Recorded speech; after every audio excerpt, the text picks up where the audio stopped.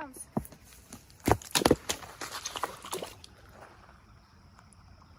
Pretty big. You good? I think I'm good.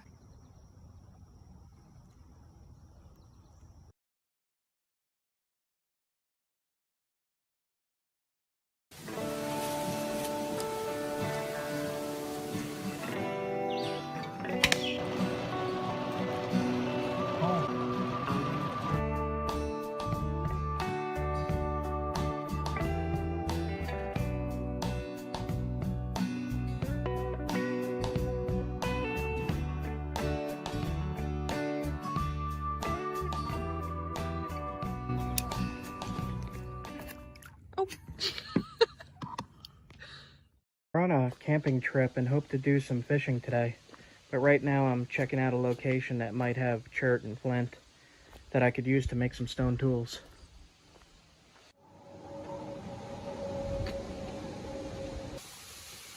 So I just came on this trail here, past these really huge cliffs, and there is some chert up here.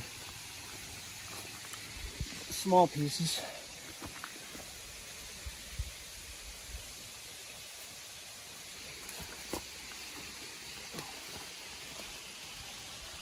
That piece isn't so good.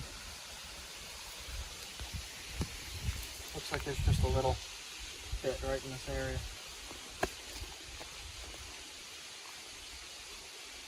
Little tiny things. Gray.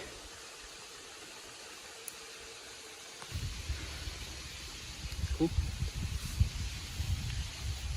Check this out. See little shells?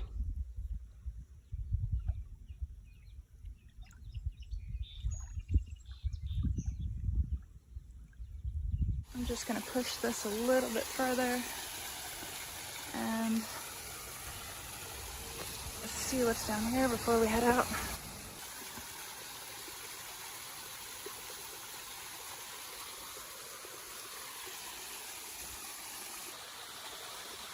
Tiny bits of chert in the gravel, and this is a crazy gorge.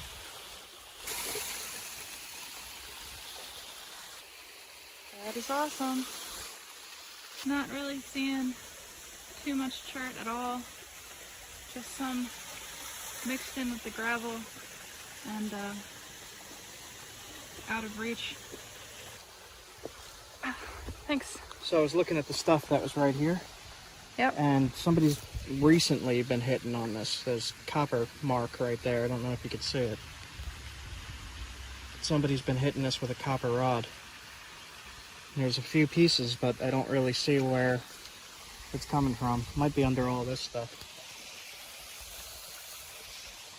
I'm gonna see if I can get out there and show you the waterfall.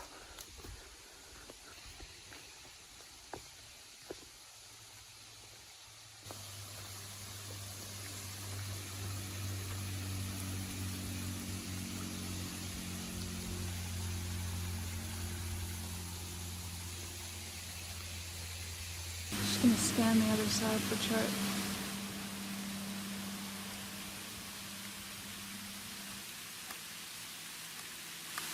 Possibly there. What do you guys think? Should we rappel down from there to go see?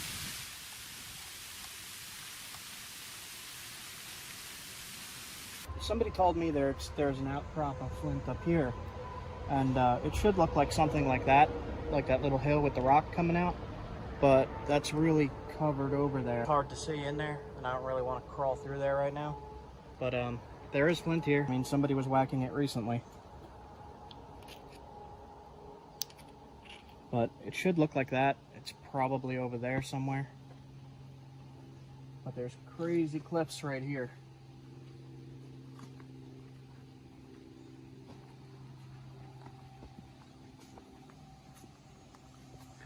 Oh my god, the chipmunk. Chipmunk almost fell.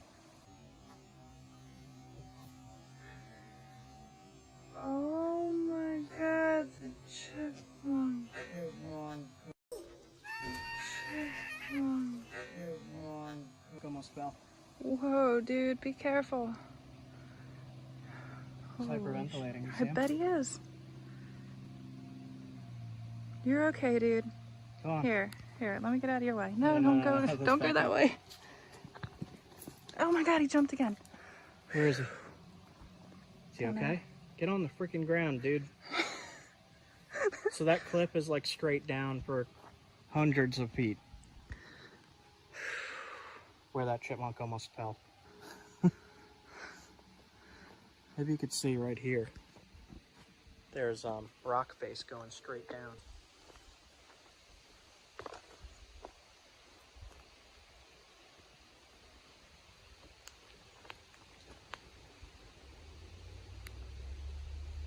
Here's more. This is just laying in the trail here.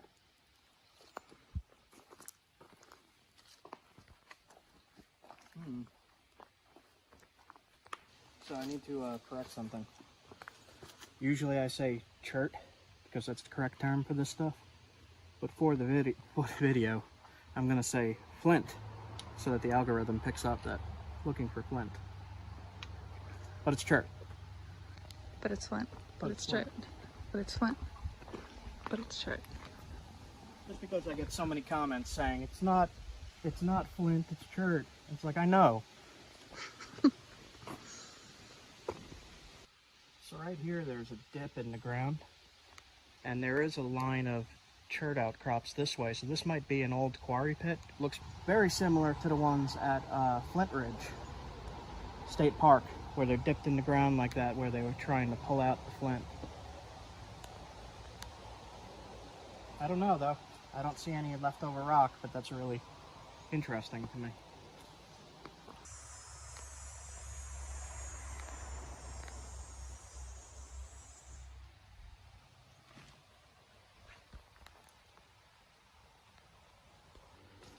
Alright, so didn't find too much down here. Not really seeing an outcrop or anything. I walked down that way some and it's just shale limestone. That way is a dead end and I'm not seeing it. So I think I'm just gonna head back to where I was camping. Still just relaxing. I haven't started the Flint trip yet. But yeah, if somebody's watching and they nap this stuff in here, let me know where it is exactly. It's probably in that brush. But yeah, let me know. I found one more piece of flint in that thing. Alright, so we saw Crazy Gorge back that way, right there, and some huge cliffs. Saw a chipmunk almost fall.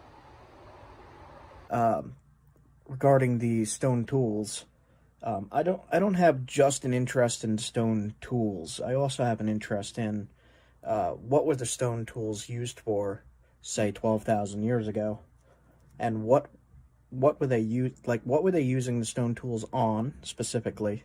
What kind of animals? What kind of plants? What were they using the stone tools for? Right? But there's also, what were they eating? What were they living like? And what was life like back then? It's all very blurry to me. I could picture it, but there's no clear answers in what it was like. I've come to some of my own conclusions on reasons certain arrowheads or spear points were shaped certain ways, or how they were hafted, what they were hafted to, say bone or wood, how these weapons and tools were used, perhaps for even kind of deadfall traps with spear points on them would work. And a good example of that, of somebody using that technology, is Sean Woods did a mouse trap. So he used the Spanish windlass with a arrowhead or a spear point tied onto this trap, and it very quickly killed the critter. So that got me thinking a little bit. Were these all projectile points? Probably not. A lot of them might have been even tied to, like,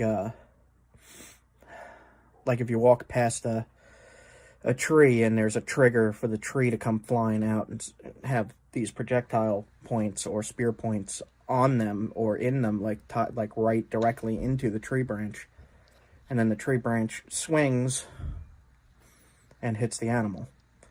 I've been wondering about that.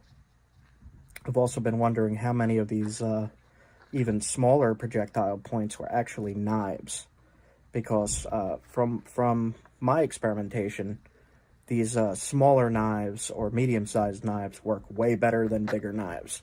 The bigger knives are nice to look at and all, but they're a little unwieldy. They don't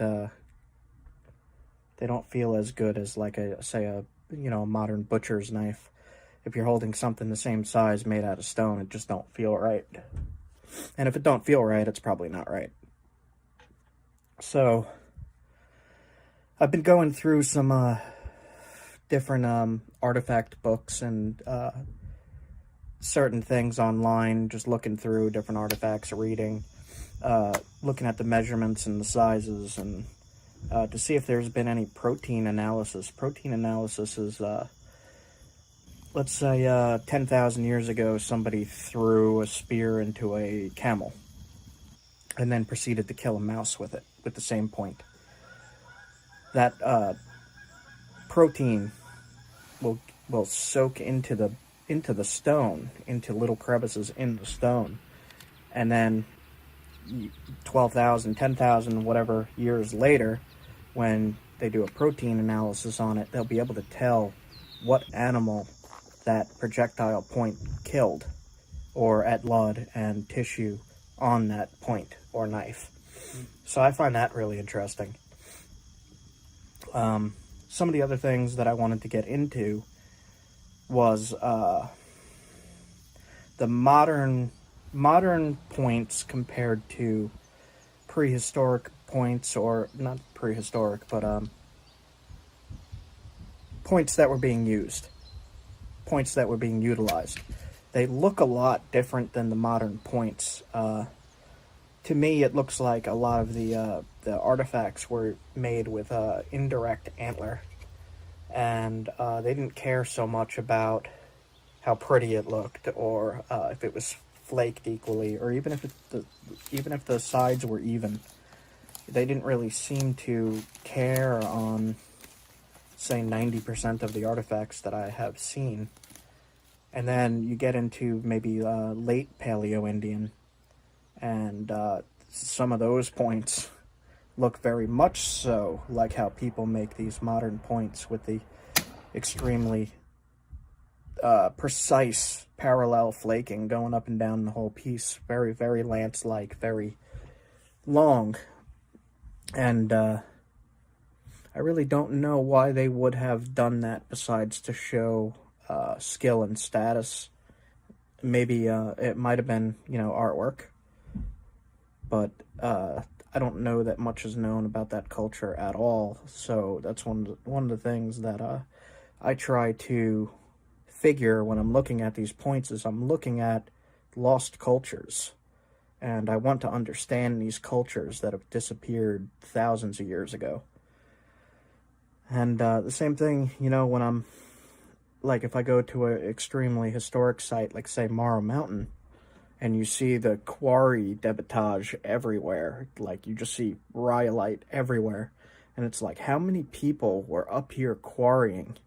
What were they using to quarry, and why did they leave all of these tools? All of these are tools. They all have little microflakes on them. They were all used to cut things or scrape things, and it's very curious. Like, maybe they stayed there for a week quarrying, and in the meantime, they were using the tools from there to make their tents from hides, or to make their clothes from hides, while they're occupying the location and quarrying. And that would make sense, but it's so much. It's so hard to comprehend how many people did this over 12,000 years. Over a period of 12,000 years, how many people were up there quarrying for their tools, to make their clothes, to go hunting, to whatever they needed that rock for. a lot of nappers, you know, they make the points, but they never test them, or they make the tools and never test them. And I really do enjoy testing these materials, such as hide scrapers or drills or knives or flake knives, or, you know, whatever artifact that I could replicate. So in experimenting with all of this, and, you know, going to these creeks and rivers and collecting flint, and then trying to replicate the things found is very very intense for me when I do it, when I'm there. It's just I feel a strong connection to the past whenever I do it, and I often just try to imagine the scene. Like, if you think, in this spot, somebody was here 12,000 years ago, probably with their family. Maybe they just finished hunting a camel, because we had camels here 12,000 years ago. Maybe they finished hunting a camel and they were, you know, cooking camel over the fire, and maybe the other two guys down there were fishing with spears. And I just really, I really like to imagine it. I really like to picture it. And in doing that, I feel like I gain some insight into these locations. And as well as studying the landscape itself and being like, where would be the best place to camp? Probably right here, because this is where I would camp. And me being out in the wilderness as much as I am, I feel I have a better idea of where people might have camped, or where good hunting grounds are, especially if the game is still there. Like, that's a good giveaway of where people might have hunted. I love using the stone tools, but I also love thinking about the stone tools and thinking about these lost cultures. I go through you know, books like there's one place in Pennsylvania called the Shawnee Mini Sink site, and whenever I'm in that area, I always stop by there. And last time I tried fishing a little bit, I didn't catch anything, but I am going to go back there. I love the area. I love the rivers all around there, and the Delaware River is right there, and it's just a really beautiful place. And there's not too many places like that, so I was not surprised to hear that there was a very ancient site there. And I think one of the paths forward on finding more of these extremely ancient sites is to think, where would I personally camp? Where would I personally fish? Where would I personally hunt? As long as the river hasn't changed its course, which a lot of these rivers do. They change course over time, and they meander, and where the river is now is not where it was 12,000 years ago, in some cases. In some cases, it's still exactly the same as it was 12,000 years ago. So anyway, I am going to actually be going through some of these books and just giving some insight. I'm not going to do that in this video, and I just want to see what you guys think about all of this. And I would really like your input on what you think about these stone tools and these ancient sites and these lost cultures. That is the most important to me, is the lost cultures and trying to understand the lost cultures. So anyway, I'll keep it short. That's I don't know, 9, 10, 11, 12, 13, 14 minute video maybe. And I'm going to splice in some stuff so you guys could see what I'm talking about. But I thought you would appreciate my thoughts on this, and I would appreciate your guys' thoughts on this. So if you could chime in the comments and tell me stories, tell me things that you have discovered yourself, tell me things that you think are important for this field of work, and just let me know what you overall think. And if you have any insight into these older sites, or even the stone tools, just let me know, and I'd really appreciate your input.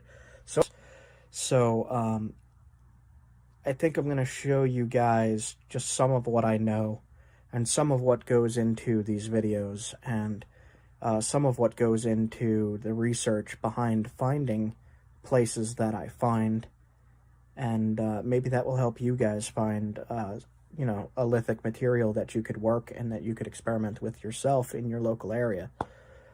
So I will be getting into all of that, and maybe I'll bring up some geology maps and show you where some stuff might be in the country, and you guys can go creek crawling and look for these rocks, jasper, agate, flint, chert, and look for it all yourself, which I think is the goal here.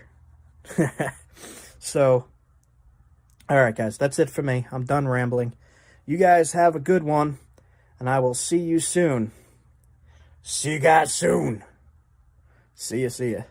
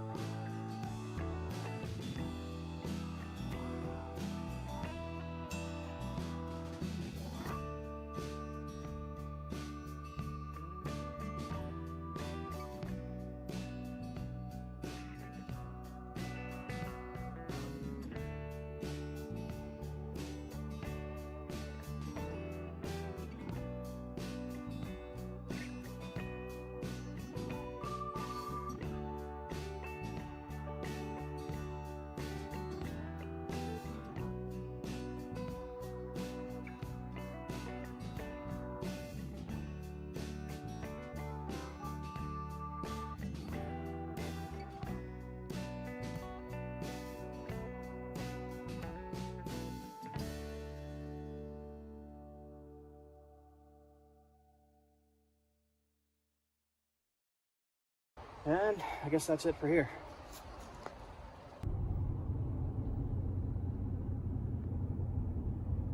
Nope.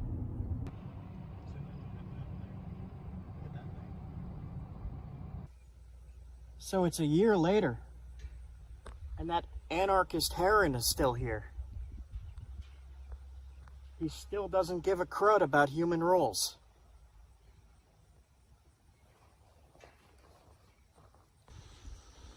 There's an anarchist beaver there too.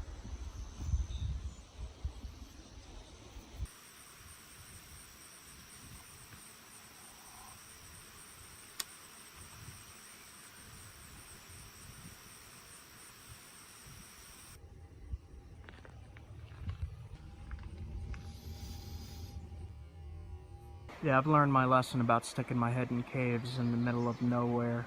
I was reading some of the pamphlets on what to do if the bear is aggressive. The thing it said was, don't toss it food. This will create future problems. I'm pretty sure if you're being mauled by a bear, you're not going to be concerned about causing future problems. I'm not an expert on bears, but I'm pretty sure that if a bear attacked me and I had a banana in my hand, I would throw the banana. I'm just kidding. I don't want to read in the newspaper that somebody threw a bear at a banana and got murdered. Throw a banana at a bear and got and got murdered. Don't throw a bear at a banana. That won't. Do we have bananas?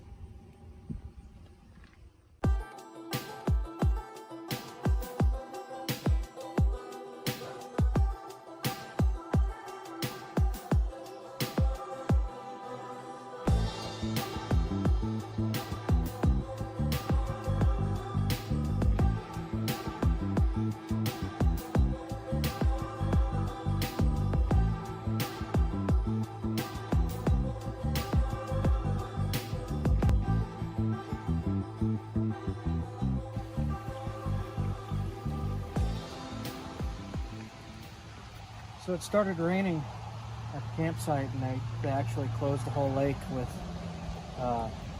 electric storm warnings. They told everybody to take shelter. So I was like, screw that. I'm gonna go look for flint at the creek. So we're at the creek.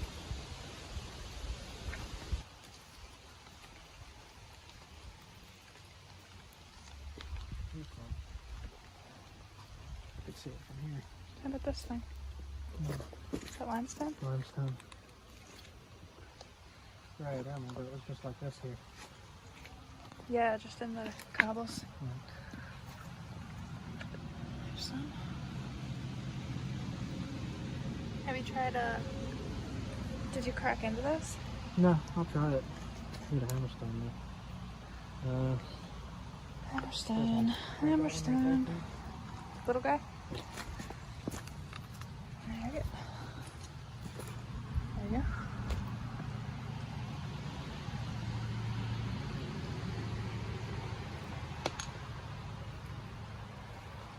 This is like concrete. I can Is it? feel it's like concrete. How do you know where to approach, like, to get in?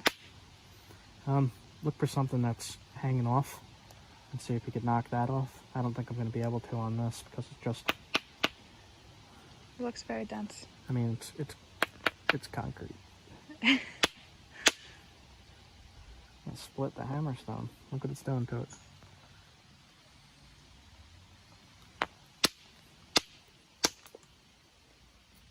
Called it. Jeez. Yeah. Not worth it? No. It's just such a small vein going through it. The rest of the rock is impossible. So in this big rock here, the light gray is limestone. You can see those little nodules sticking out, the shiny ones. That's flint. So there's two veins in that limestone. One is darker, it's very weathered, and the other one is actually not good flint at all. The lighter, dull color, it's very dull. See how the black is shinier than the gray? The black is better than the gray. If you see the really dull flint, it's not so great. So on my previous flint trip, this is one of the first places I stopped where I found the esopus. And one of the things I wanted to say about this is if you revisit a place like a creek or a river or anywhere that's moving water, it's constantly turning over rocks and moving things downstream, so it's always going to be different every time you come back. So it's just always worth, wherever you're at, if you see some in a river, keep checking back. More gets brought downstream and rolled over, and it's always changing. So.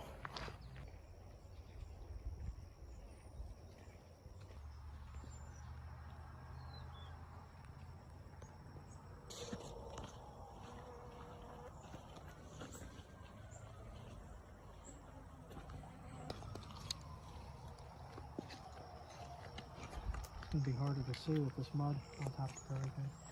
Yeah.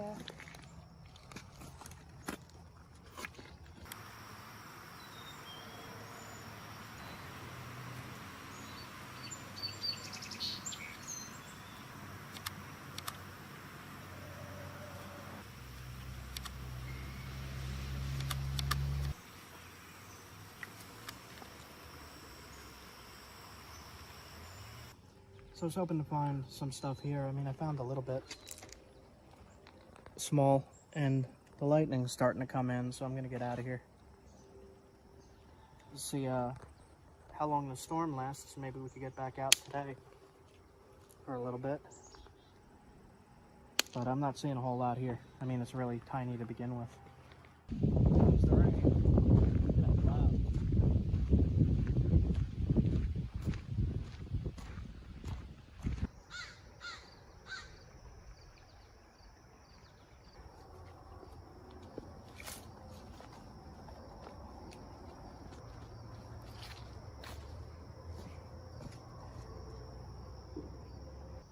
So the weather can't really decide what the heck it's doing. So I brought my rod down here. I'm in a different creek. It's gonna just try fishing a little bit. Maybe look for some stuff along here.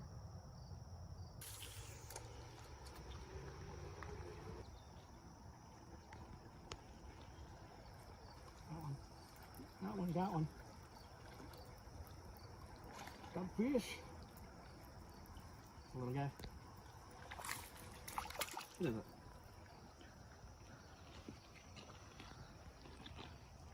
Little smallmouth?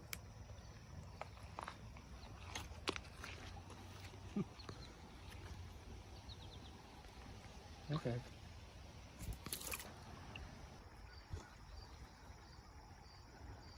This chart over here. Yes.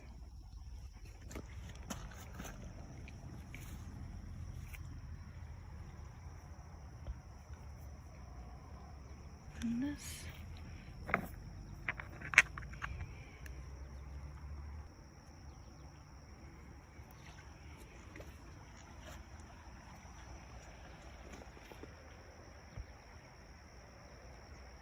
Okay. Not sure.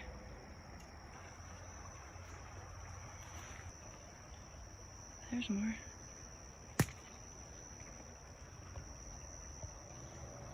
Huh. So that's some. There's some. There's some.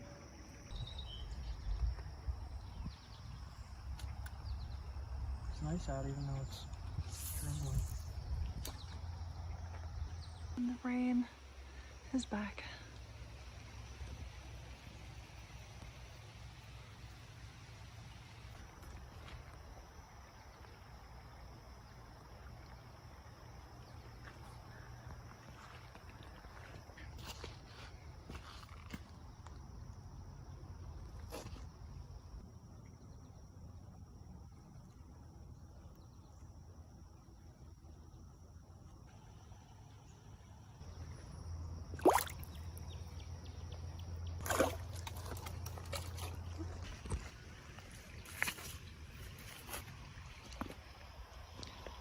Here it comes.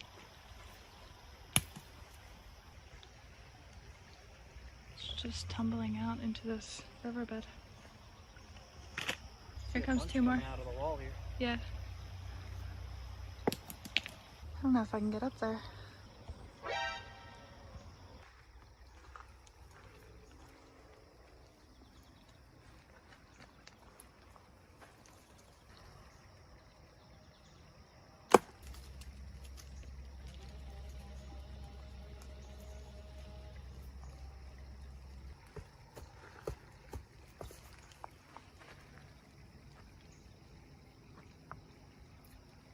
Alright, here it comes.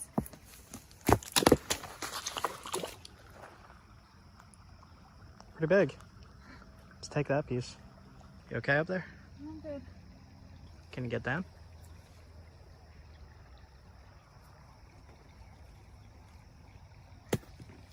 You good? I think I'm good. Okay. Show off your prize. Looks pretty good. Looks good to me. Yeah, I knew this one was supposed to be a good one. Good job, Leah. Look at that. Look at that. That's flint. Not sure what kind of flint. Huh. Cool. Good job. You did it. I'm a mess. Yep, that's flint. Seems pretty hard. It's tough flint, but it's flint. Found a good Piece. few pieces, I think. That's also flint.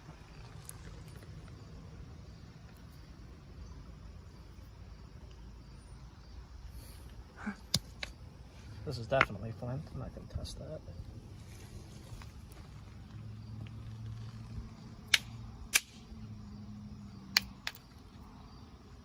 Yep, flint. Oh wow. I mean, it's got some damage in there, but Yeah. Take that. So we'll take these then. These two are a no-go.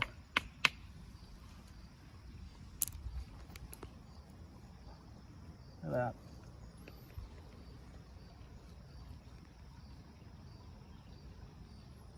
Still haven't started the flint trip yet. caught two fish. Yeah. Caught Caught some flint. Try a little more. While he's fishing, I'm gonna keep looking. It's like a treasure hunt. It's gonna be hard to see anything because it's all covered in mud.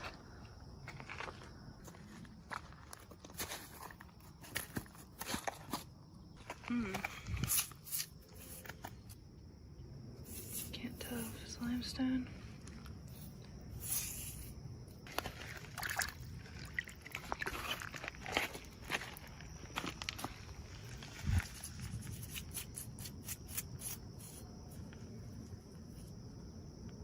So that was not a chert, but this looks like it might be. Let's take a look.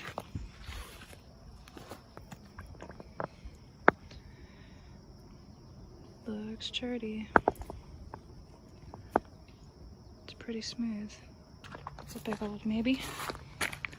Probably. I'm looking. Not really seeing too many things. A lot of limestone.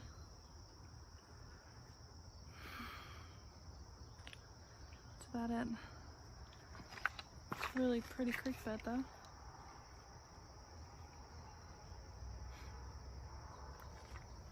So, I'm gonna go a little bit further, and if I see anything good, I'll let you know. Man, it is peaceful here.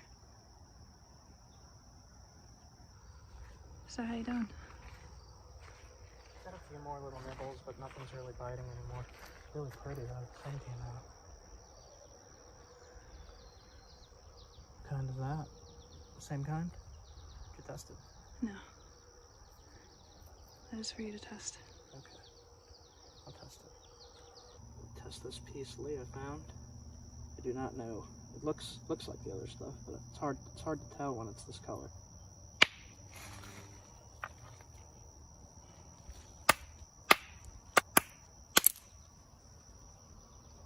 Flint.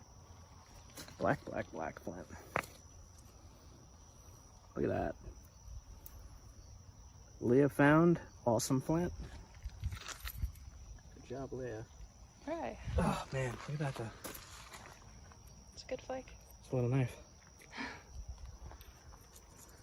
Cool. It's so pretty here. I'll put this in with the others. Look at that though, jeez. What is this? Smells like mud. There you go.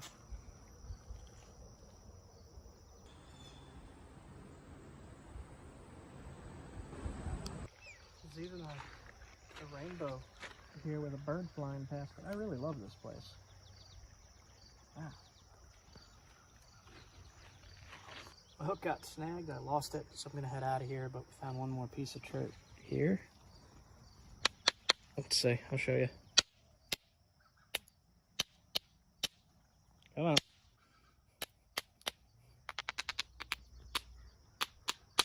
Wow. It's definitely chert. It's just tough. There we go.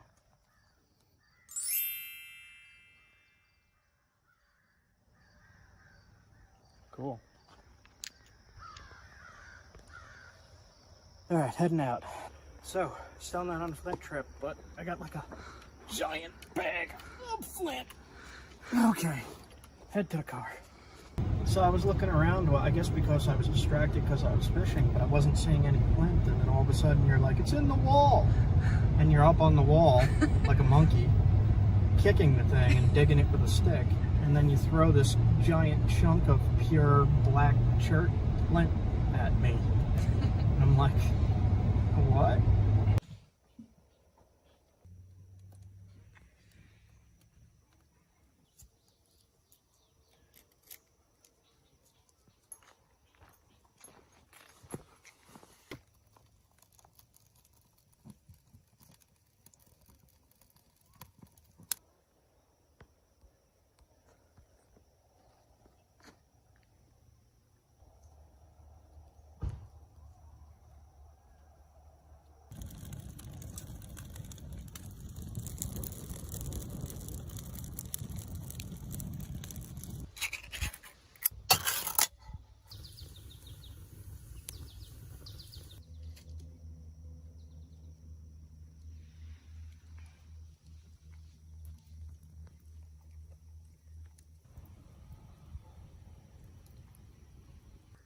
So what are you reading? I think this is the book where Dennis Stanford butchered the elephant with stone tools. Not sure yet though, but I think it is. Is that where they were trying to test out the stone tools to see how they worked on mammoth? Mm-hmm.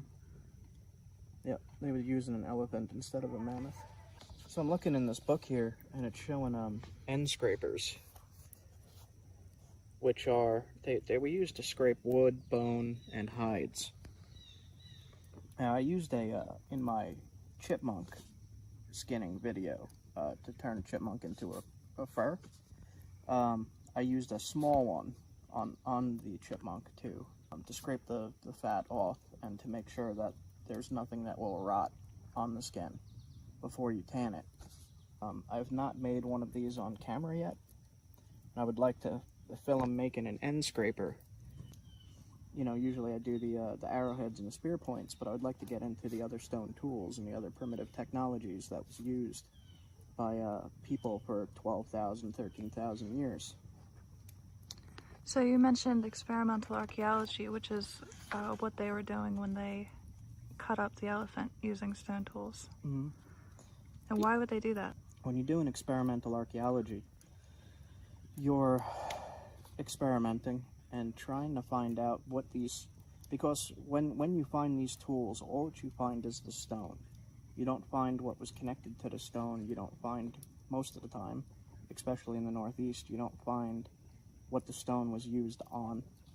So in experimental archaeology, you're trying to figure out how the stone tool was used in history. So I know an archaeologist who does use wear analysis, and if you look on here, you see these edges here that are napped, they are flaked. You'd say, so they took an antler and touched that all up to sharpen it. Now the use wear analysis shows where it was used and dulled. Like how when I use my stone knives on video, they get dull. You could see where it dulled on the tool, and that helps determine like what it was used for. You could tell if it was used on bone or wood or on meat, because a meat or a hide will polish the edge, whereas a bone will crush the edge really bad, and the wood will just add more chipping and dull it. So I think since I found such a small piece of flint at the creek before, that maybe I will show how to make an end scraper. It'll look like that. So stick around after we're done eating, and I'm gonna go fishing a little bit. I'm gonna drag her down to the lake. I gotta go to the lake. After that, I think I'm gonna make one of these. It's an end scraper. Now, on archaeological sites, especially Paleo-Indians, these were really abundant, and they really needed these to work, to shape their tools, to make their clothes and their hides, like heavy jackets and whatever they needed to survive the Ice Age was super important. It's like a multi-tool. So I'm going to show you how to make that, I think. So stick around. After I fish, I'm going to show you how to make a scraper. That's good. Okay. Fishing.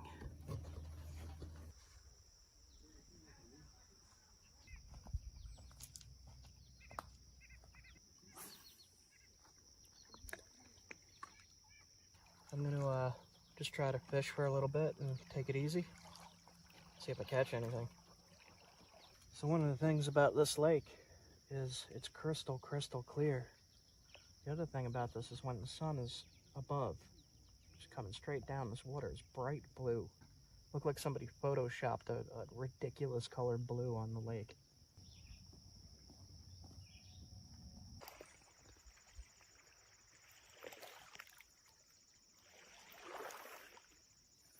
She's recording underwater shots.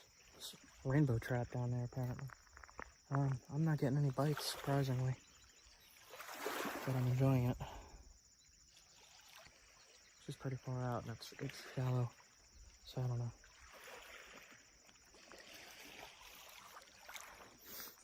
We'll see. Maybe I'll get something.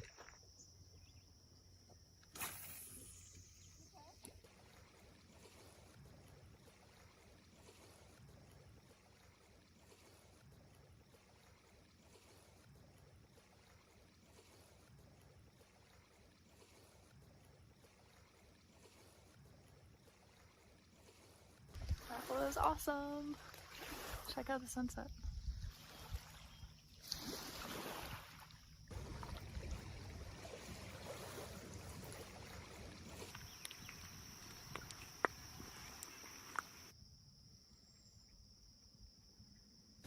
Not even a nibble.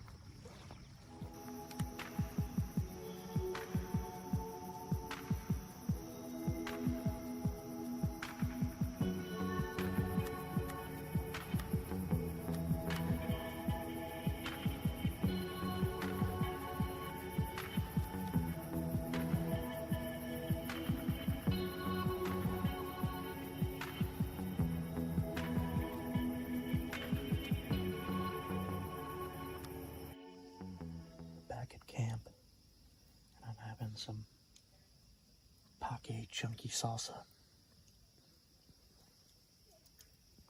Poke chunky salsa. Learned this from Les Stroud.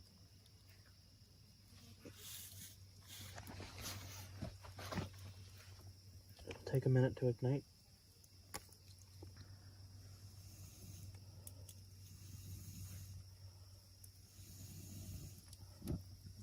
Check out that chip.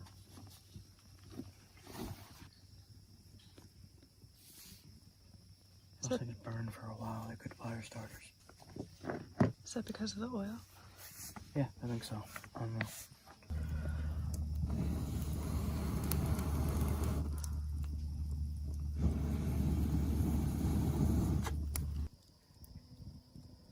So we ran out of light.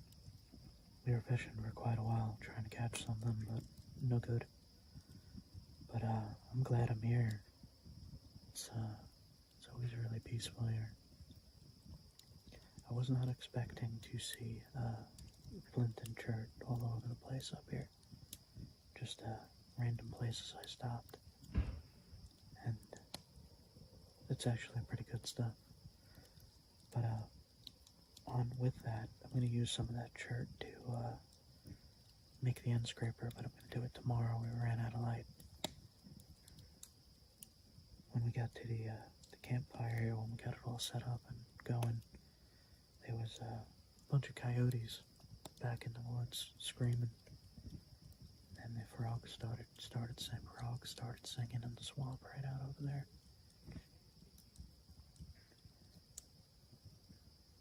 Before I heard a bunch of splashing in the water too. It's real weird, really great there. Sound like a deer running through the water or something. Might be the anarchist beaver. Maybe. Doubtful. The anarchist deer swims with the beaver.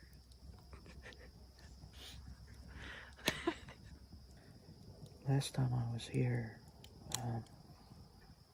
I really felt really special about this place. I was really enjoying myself and felt really happy.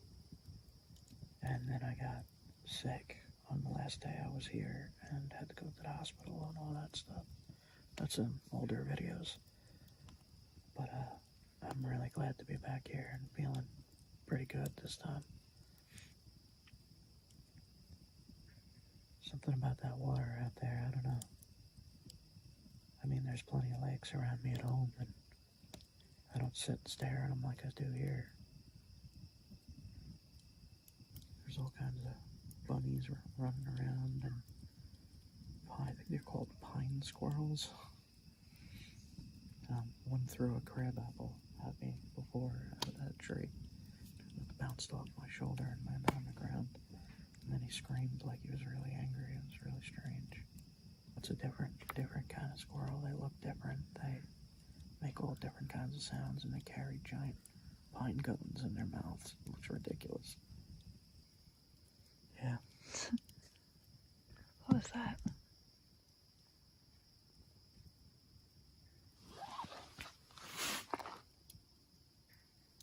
It's okay, we're safe.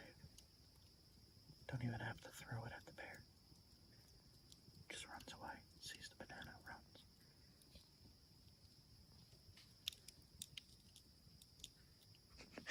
Shake a banana at a bear.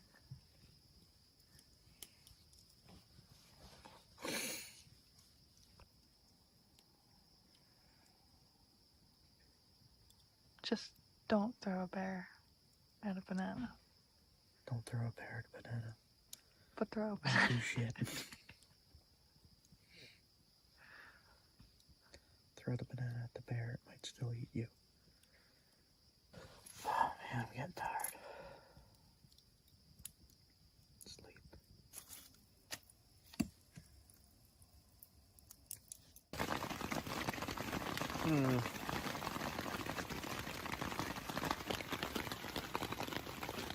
So I didn't have the tent cover on, and it started raining, and it hit me right on the back of my neck and my back while I was sleeping, and it freaked me out. It was freezing cold rain, so I started yelling to Leah, "Get the thing! Get the thing!" And she just started freaking out and screaming. She went, "Ah! What? Ah!" Like that. But I think I yelled pretty loud. Okay, I'm going back to sleep. Good night.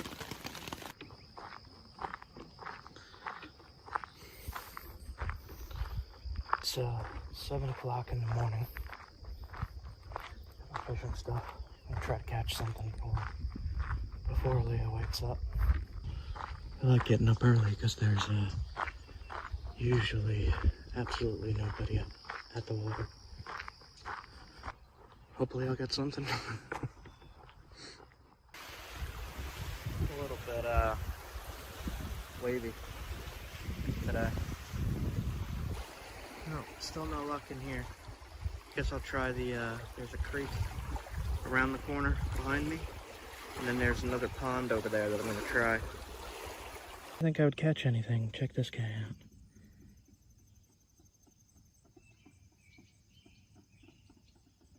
Man, there he is.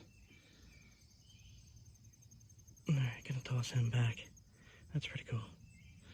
I caught him right in here on that bridge. Cool. First fish, tiny guy. First fish, yeah.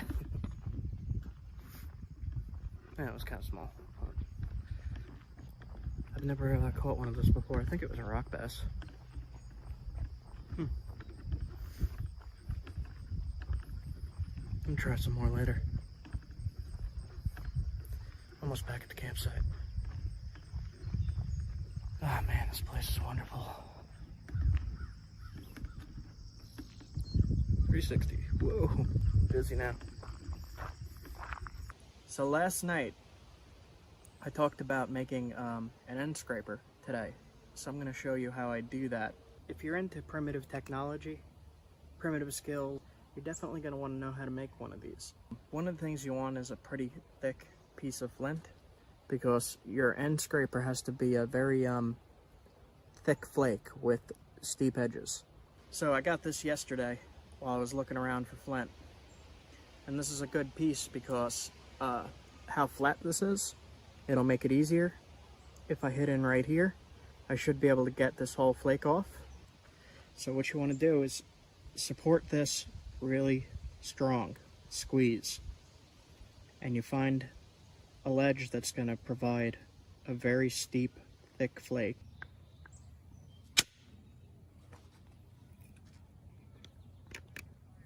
What I'm going to have to do is just break off these corners, and it should be about that wide.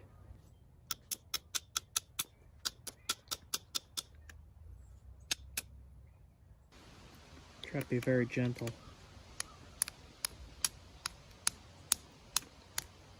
Just to shape the back end.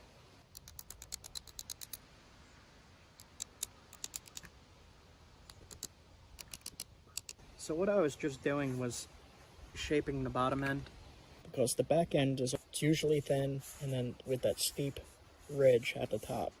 Now if you compare here, it's getting pretty close. So I'm just thinning this a little. I'm gonna use a indirect method. Alright, so now we got the basic shape. Take an antler and push in and flake down. how I popped the flake off there. And then they would do the next one.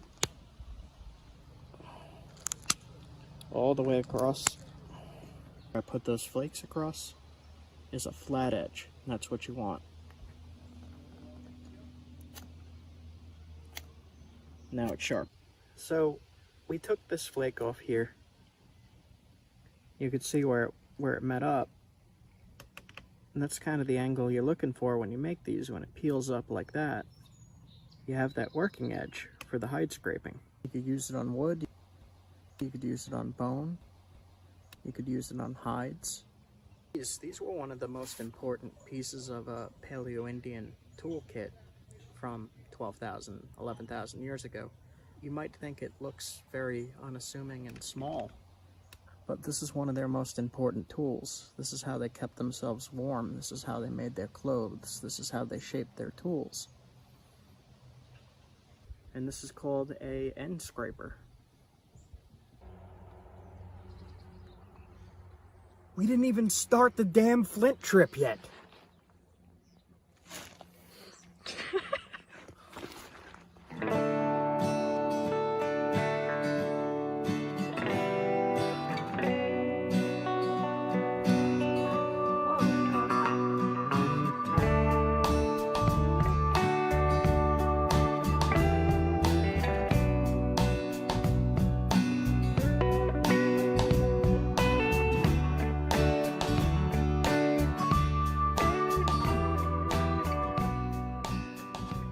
Getting ready to head out here.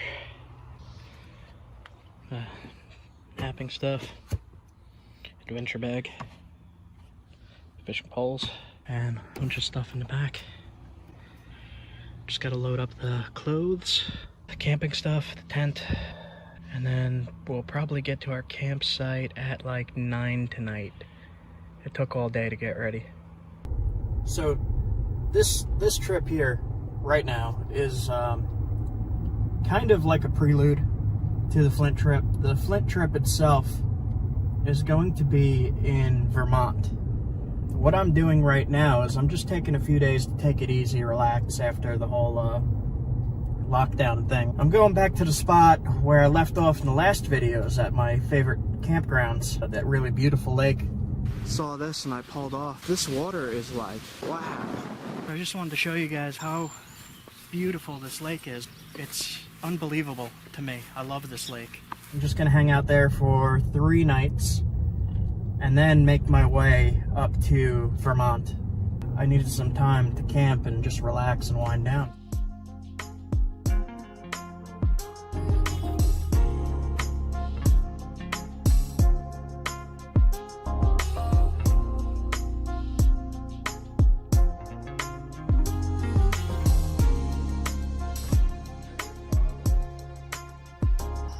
Alright guys, I just got to the camp here. I'm really tired. I'm exhausted. I had a long drive. So I'll see you guys in the morning. I'm gonna go to sleep. Have a good one.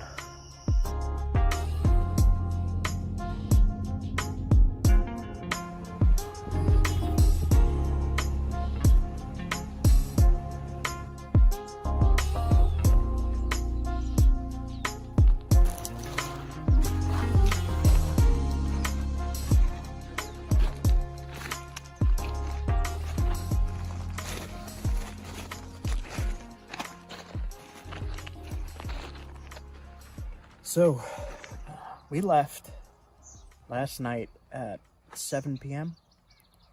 and I wasn't going to start the Flint trip yet. I was going to go camping for a few days just to relax. We got to the first campsite and it was full, so we tried to sleep in the car and I was just really uncomfortable and really ramped up, I think because I had some of her super coffee. But I couldn't sleep, so she was just about asleep, just falling asleep. I was like, come on, let's go. I'm looking for rocks. So I stopped at this creek here. We drove over that bridge. Saw our way down here, and I figured I would stop because I thought there might be something in here. I'm looking along and I see a lot of the sandstone stuff. What's this?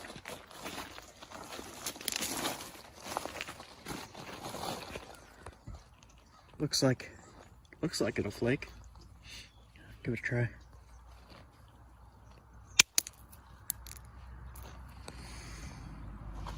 Look at that.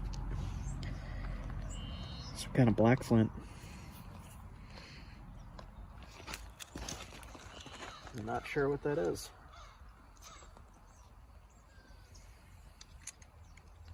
I'll keep that though. One for the effort at least. Interesting black flint. I have no idea what that is. I'm gonna have to look into this area and see if I could get a name.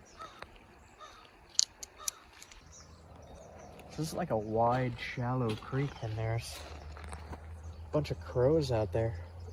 It's a really pretty spot. Any fish in there?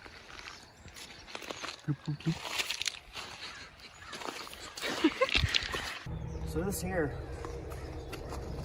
is called lady's thumb, this plant here, and it's related to a plant, it's called smartweed, and Paleo Indians 12,000 years ago used it as a spice in their food, peppery. So I have not found smartweed anywhere yet. This is still lady's thumb, but when I find some smartweed, I'm gonna try it and taste it.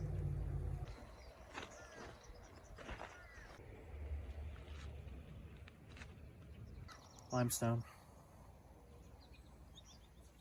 This is a good sign. There's stuff around.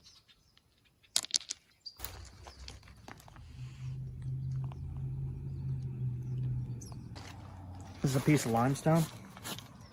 And usually when you find limestone chunks like that, there is flint nearby. So, somewhere around here. Maybe up there. Washing down. Here's a piece. Thin piece. So, limestone, flint, chert. I'll show you on the edge here. See how shiny that is there?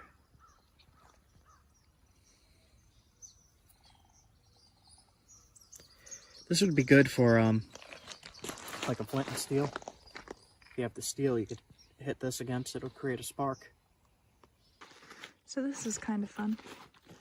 This plant is actually called knapweed, and one of its medicinal uses is to stop bleeding.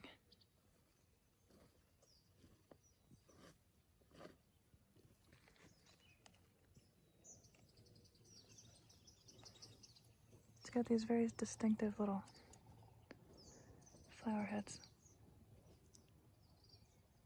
I'm tired. I didn't sleep yet. It's like 5 in the morning, 6 in the morning. Don't really know where I am. Pretty mountains, and I don't know. Good morning, sunshine. Not lost. Nope. Which was way back? Oh. So this is literally the only piece on this whole stretch. I walked all the way down to that bridge and the old hotel there. That's haunted, by the way. There's people watching me from the top window. It's empty. Not really empty, but it's empty. Spooky.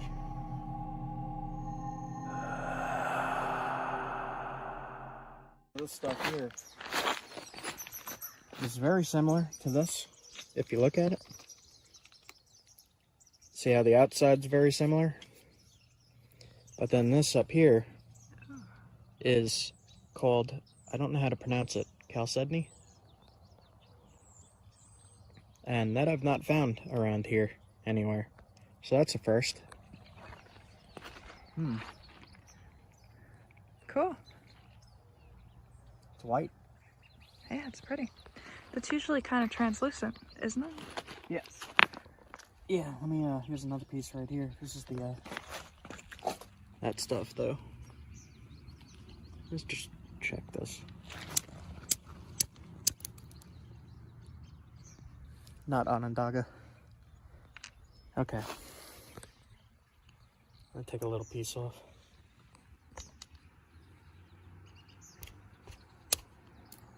Yeah, that's chalcedony. This is almost like a, I would call it like a flint ridge type material, this white stuff. I had a big blade of the white chalcedony from Flint Ridge, from Nether's farm, and I made a blade for the Wood Beardsman and gave it away as a gift on his channel. Oh, That's yeah, that's the only piece I ever got of that. It was that giveaway contest. Yeah. Where you had Easter eggs hidden. Yep. So this is the same kind of stuff from that knife. One's in Ohio, one's here. Oh, man. I need to sleep at some point. I was just testing this piece because I saw this little tiny shiny. Whoa, hello. Look at this. It's got limestone in it, but it's a lot of flint. And it's white on the outside. What the hell is this? Okay. Looks similar to this. This is more crystally. This is fine grained. So there's like a bunch of different stuff here apparently. Cool. So I lied about this being the only piece here. There's actually a bunch. I just wasn't looking at it because it's white. I was looking for this, not that.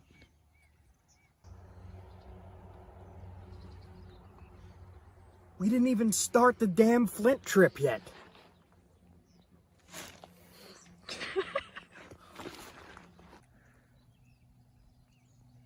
How does this happen? So, anyway, I'm going to go relax. I need to sleep. And we still got a lot to do. This isn't even the Flint trip yet. So, I gotta sleep. I gotta sleep.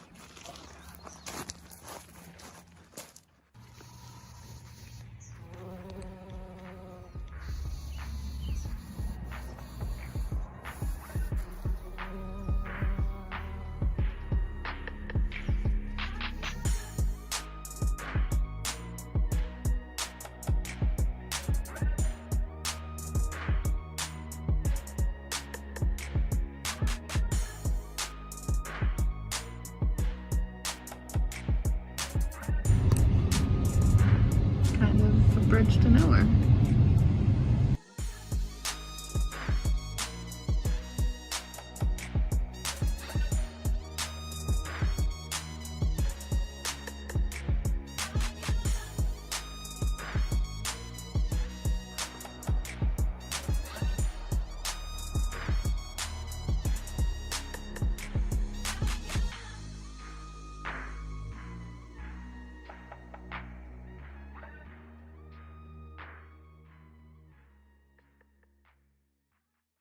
Just stopped at a little roadside stop here along the way, and this is a tree fossil. It's 380 million years old.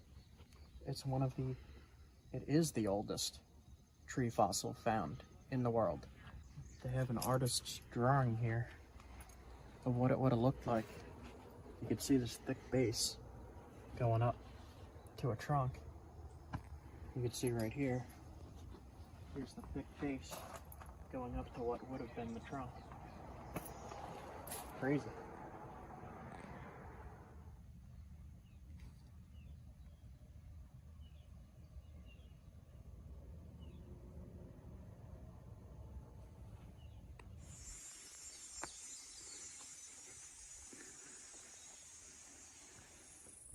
Look at all these critters here. Bears. Porcupine, fisher cat. That's all on the trail cam here. Here's this cat.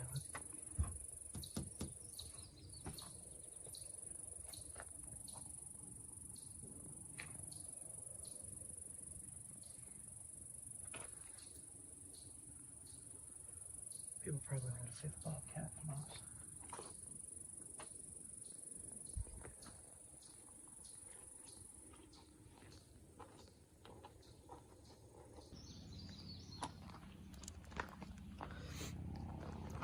Flint. Flint. Flint. Used as gravel.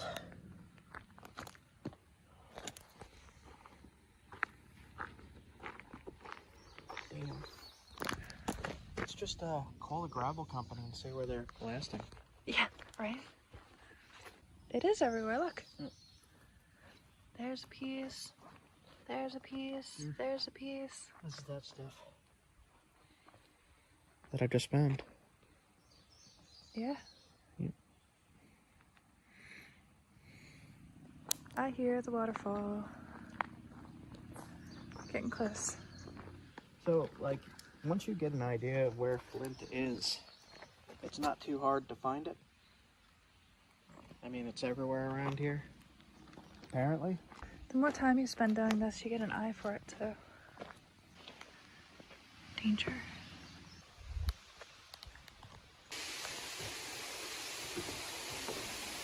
There's a nice waterfall view. Smell that? What is that? It smells good, whatever it is. I've never smelled that before. It What smells is that? like... It's almost like cucumber. Yeah, like a citrus cucumber or something. Yeah, what is that?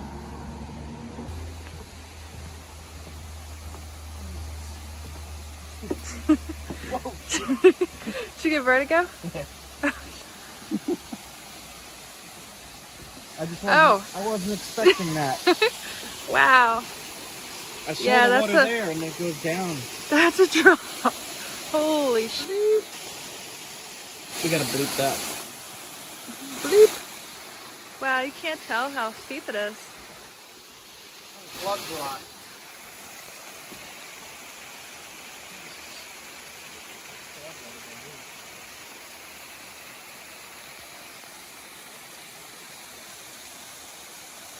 You see how that limestone is pouring out from the wall right there? That pile? Now the next big flood that comes through is going to wash that downstream. And if there's flint in the limestone, it'll wash out like that, and that's how you find the cobbles and bricks of it, way downstream. Oh, wow. That is a straight drop. It looks like a little puddle, but that's... I don't know how to show you how steep this is.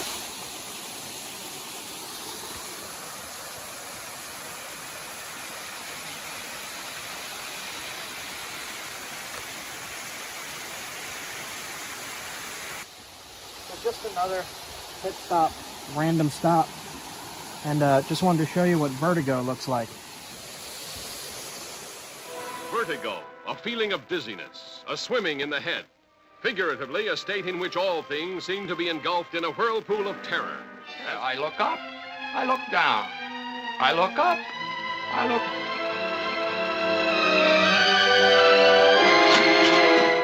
I don't think that'll come out on camera how high up we are. Is this shaking? Stop! I'm out. I'm done.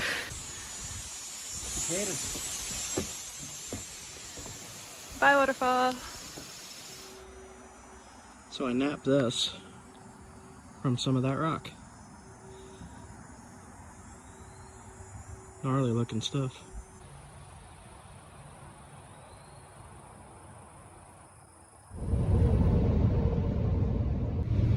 In the wall. Huge chunks. Is there? Yeah. That means it's probably in the creek. Big fish just jumped. I don't know if you got that on camera or not.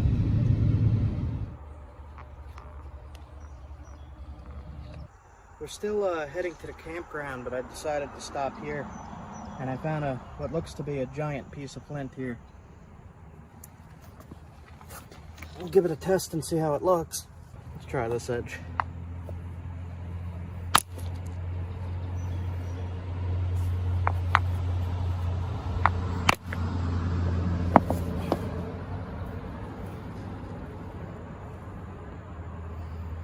It's not high quality, but it'll nap. I'm gonna bring it with me to experiment with Looks more limestone than chert to me. Okay. This esopus in here, little bits of it. Little tiny.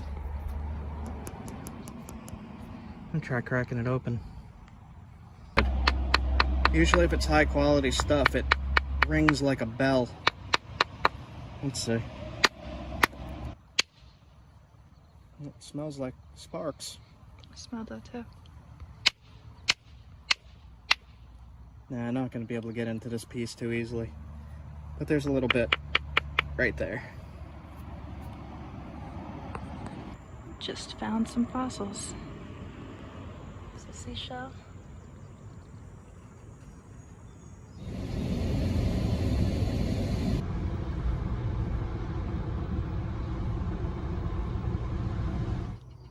So we're at the campground finally, and Leah fell asleep. We're waiting to check in, and can't check in until 2, so I'm gonna go down to the water. Yep, I'm gonna do that right now.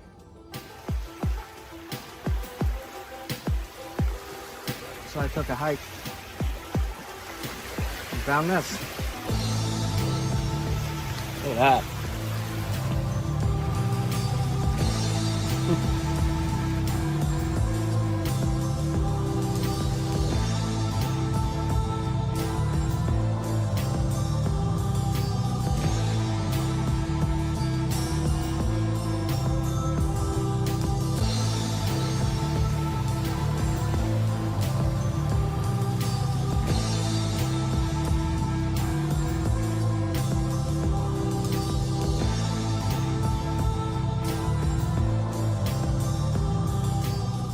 So I'm up on a big hill here, and I still can't capture how awesome this water is.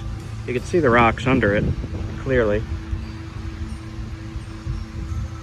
You can't get the color. It's like neon green, blue, clear, crazy. That's my lake.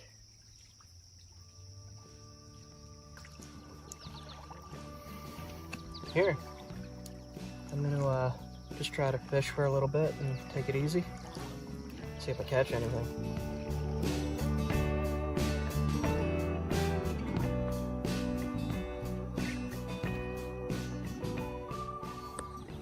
So we're all set up. Just gonna make ourselves some New England clam chowder again. Read my book.